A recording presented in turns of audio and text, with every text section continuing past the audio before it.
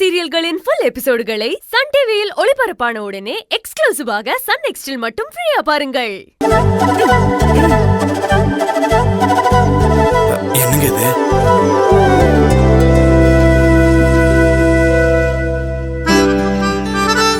இந்தாங்க, வாங்கிக்கோங்க வாங்கிக்கோங்க.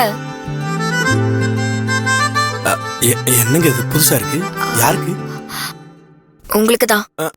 இனிமே நீங்க இந்த மாதிரி ட்ரெஸ் தான் போடணும். ஐயோ, எது நானா? நான் எப்படிங்க இந்த ட்ரெஸ் போட முடியும்? என்னாலாம் போட முடியாது. இந்த புடிங்க புடிங்க. இதோ பாருங்க, நேத்து நைட் என்ன சொன்னீங்க? நான் என்ன சொன்னாலும் கேப்பேன்னு சொன்னீங்கல்ல. இப்போ நான் தான் சொல்றேன், ஒழுங்கா இந்த ட்ரெஸ் போட்டுக்கோங்க. எங்க எங்க எங்க இப்படி பண்றீங்க?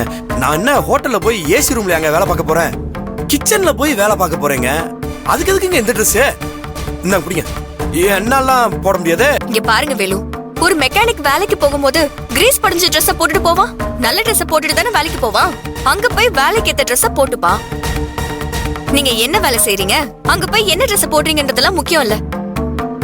வீட்ல இருந்து வெளியே போகும்போது, ஃபங்க்ஷனுக்கு போகும்போது நல்ல ட்ரெஸ் போட்டுட்டு போனாதான் உங்களுக்கு அங்க இருக்கிற மரியாதை தேடி வரும். அப்படி இல்லைன்னா வச்சுக்கோங்களேன், நேத்து நடந்த சம்பவம் மாதிரிதான் இனிமே ஃபியூச்சர்லயும் நடக்கும். அப்ப கூட நீங்க மட்டும் இல்ல, நானும் சேர்ந்துதான் அவமானப்படணும். அது உங்களுக்கு ஓகேவா? இல்ல. அப்போ நான் கொடுத்த இந்த ட்ரெஸ் போட்டுட்டு ஹோட்டலுக்கு போங்க. நீங்க எடுத்து வச்ச ட்ரெஸ் ஹோட்டலுக்கு போய் போட்டுக்கோங்க. இல்லங்க, எனக்கு இந்த மாதிரி ட்ரெஸ் போட்டெல்லாம் பழக்கம் இல்லைங்க.